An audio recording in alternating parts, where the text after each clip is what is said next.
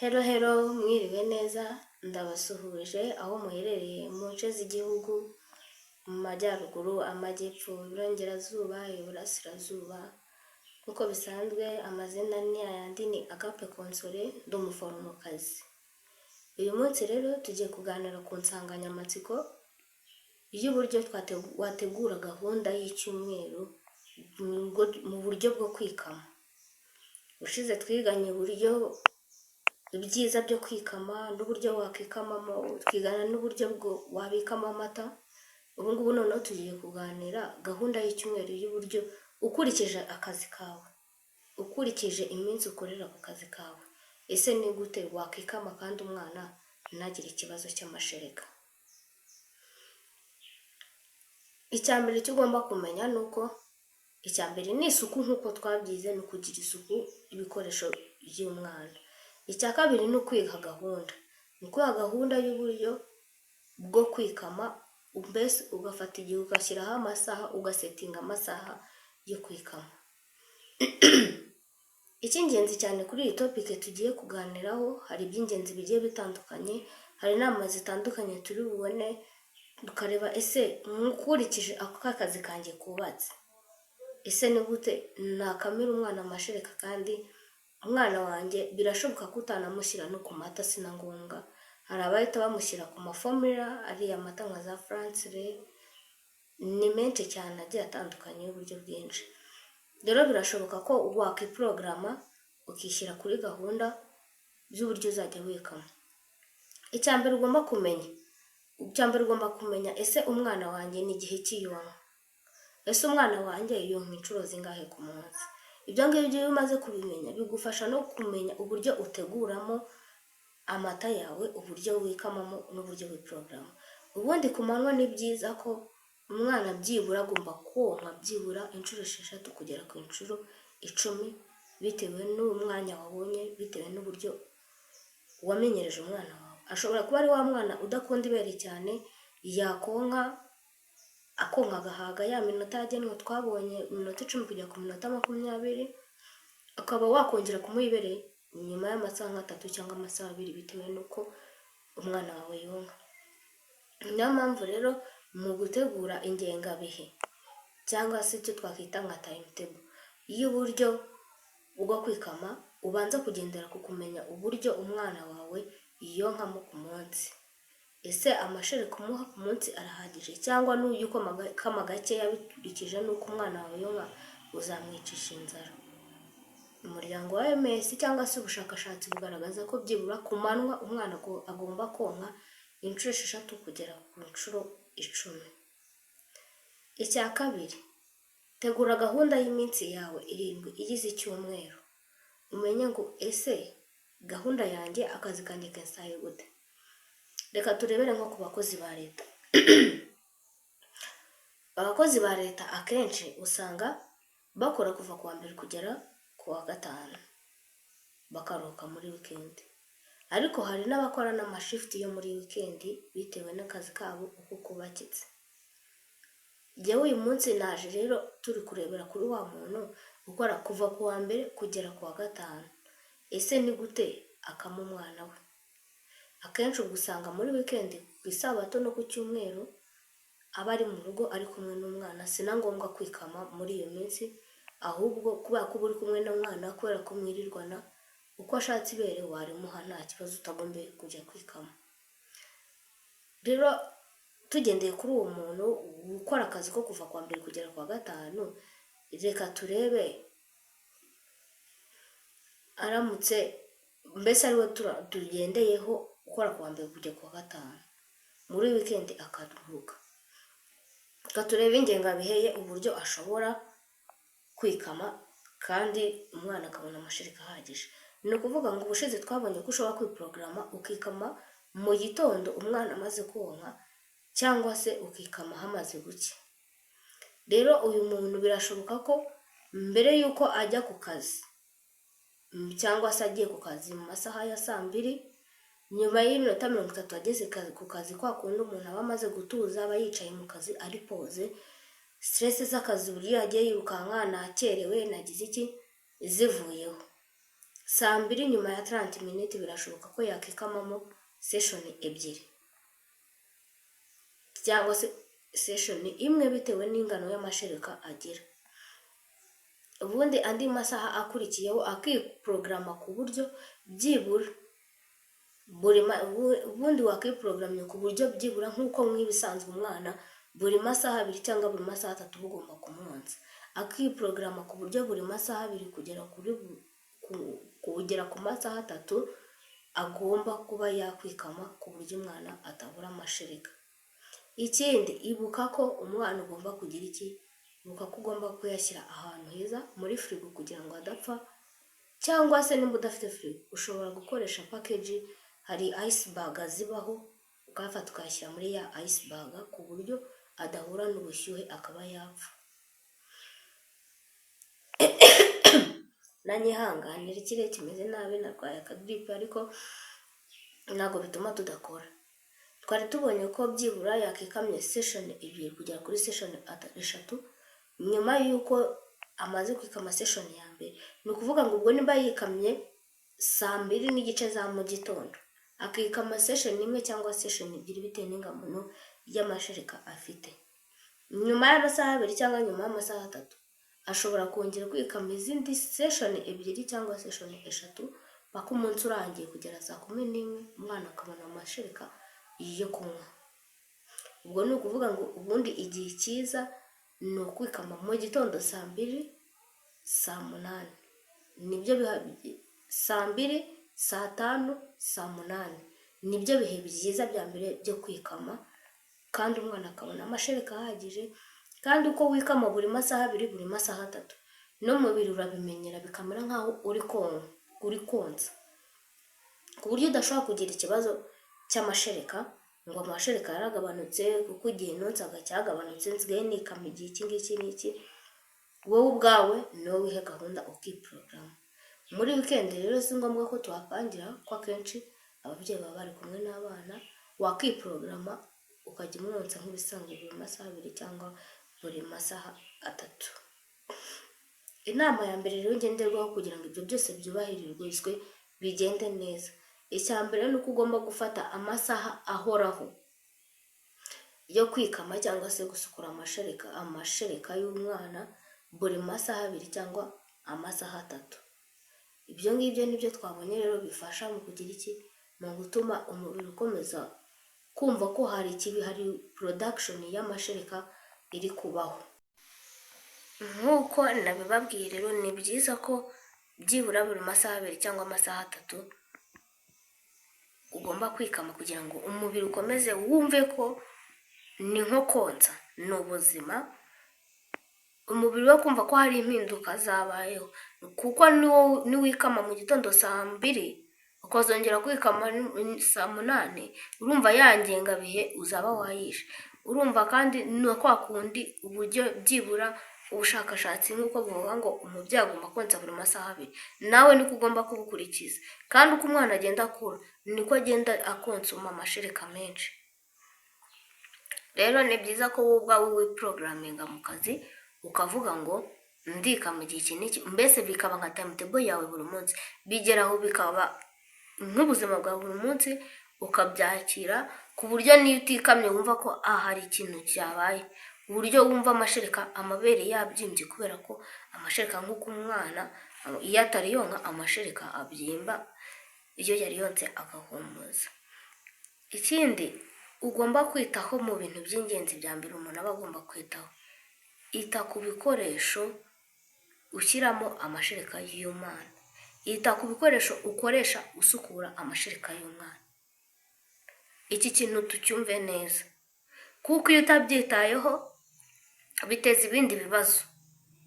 Iyo utabyitayeho bizaguteza guhora kwa muganga kandi mu buryo utateganije.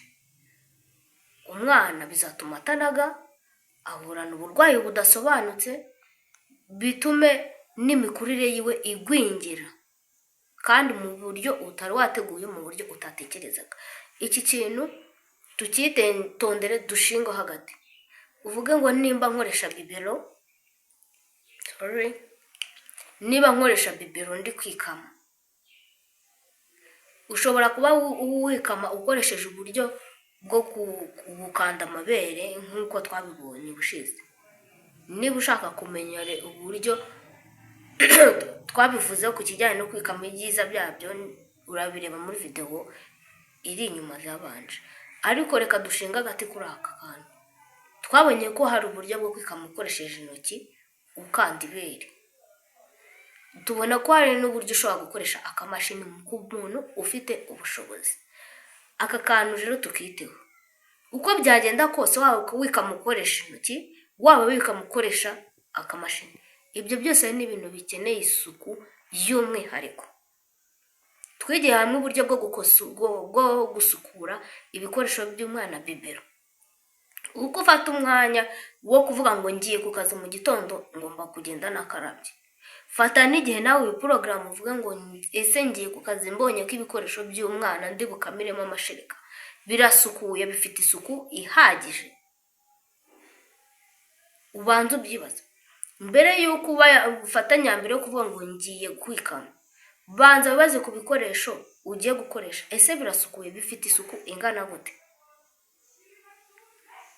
Kuko ibikoresho by'umwana iyo utabyitondeye uzahora urwaje inzoka, uhora urwaje infection n'ubundi burwara bwa hato na hato budasobanutse. Fata igihe rero cyo kumenya cyo gufata ibikoresho by'umwana ukabikorera isuku. Nibyo twari turi kurebaho tuvuga ku buryo bwo kwikama n'uburyo bwo kubikamo amashereka y'umwana. Twabonye ko amashereka mu gihe atari muri firigo amara byibura amasaha 4 kugera ku masaha 6. Nimba ushaka rero ko umwana wawe abona amashereka kandi ahagije adafite ikibazo, nta bushobozi ufite aka kanya bwo kugura firigo, kuko nta muntu ubonera ubushobozi cyarimo. Ariko byibura iyaranje, nimba koko warafashe inshingano z'uko ugomba kujya ukamira umwana utabona igihe cyo kumwonsa, iyaranje basubone iceberg aho uzajya ushyira za bibero zose umaze gukama, kugira ngo amashereka yawe ataba impfabusa kandi n'umwana atayonze ugasanga apfuye. Hari ibihe byiza rero byo kwikama mu gihe uri mu kazi. Ibyo bihe byiza ni bya bindi twabonye ni saa 2 ukigera mu kazi, kwa kundi umaze kuba pose, igihunga kimaze gushira, umaze kuorganiza akazi kawe, umaze kuvuga ngo ngiye guhera kuri iki, ngiye guhera kuri iki, guhera kuri iki. Ushobora kuba wenda uri gitifu uvuga ngo mfite amadosiye menshi ngomba gusinya, ukabanza ukicara ukayashyira ku murongo. Muri wa mwanya uri kuyashyira ku murongo, mu mutwe cya gihunga kiba kiri gushira. Ugenda utuza gake gake ushyira akazi kawe ku murongo, uvuga ngo kandi uyu munsi wenda saa 5 mfite inama igomba gutangira. Icyo gihe nimba uzi gahunda yawe y'umunsi n'uburyo iri bugende,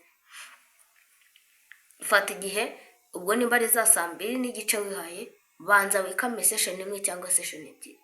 Nimba ari saa 5 kandi wenda saa 5 n'igice ukafite inama, za saa 5 top zubahirize. Nushaka nimba binakugoye ufite akazi kenshi, ushyiremo reveille muri telefone yawe, ku buryo ya reveille nisona ukwibutse ko ari ya saha yo kugira iki, yo kwikama kugira ngo umwana wawe abone amashereka. Ubwo ni saa 5 turimo turavuga, kugira ngo saa 5 n'igice kandi bitica akazi kawe ya nama wari ufite. Ndetse na saa 8 ukikama. Nkuko twabonye ushobora kwikama session 2 cyangwa session 3 bitewe n'ingano y'amashereka ufite. Akenshi saa 11 ababyeyi benshi abafite akazi kenshi ka leta, ndetse niyo waba udafite akazi ka leta ariko ukora kuva kwa mbere kugera kwa 5, iyo ufite umwana muto uriyeranja ku buryo utaha kare kugira ngo ujye kumureba umunsi urebe nuko ameze nuko yiriwe aba yanagukumbuye. Iyo niyo ngengabihe rero twarebera hamwe yo ku kazi, kandi uburyo bworoshye bitakugoye wajya wikama. Ikindi kintu ugomba kurebaho ndetse ugomba no kwitondera, ari byo bya bindi nababwiye, ni ububiko bw'amashereka y'umwana wawe. Nuko twabonye ubushize, ni byiza ko wetiketa bibero cyangwa se bottle milk ushyiramo amashereka y'umwana. Ni byiza ko uyetiketa ukavuga ati iyi ngiyi nayikamye saa 2 itariki iyi n'iyi, iyi nayikamye saa 5 itariki iyi n'iyi, iyi nayikamye saa 8 itariki iyi n'iyi. Birakorohereza bikagufasha mu buryo bwo kwikama kwawe. Shaka uburyo ubwo ari bwo bwose rero ubona firigo, kuko firigo yoroshya ubuzima. Firigo yoroshya ubuzima, firigo ituma utagira ikibazo ngo amashereka yapfuye, utagira ikibazo ngo nasize amashereka y'umwana, iyo nasize ubu ngubu ashobora kuba yagize ikibazo batamuhaye yapfuye.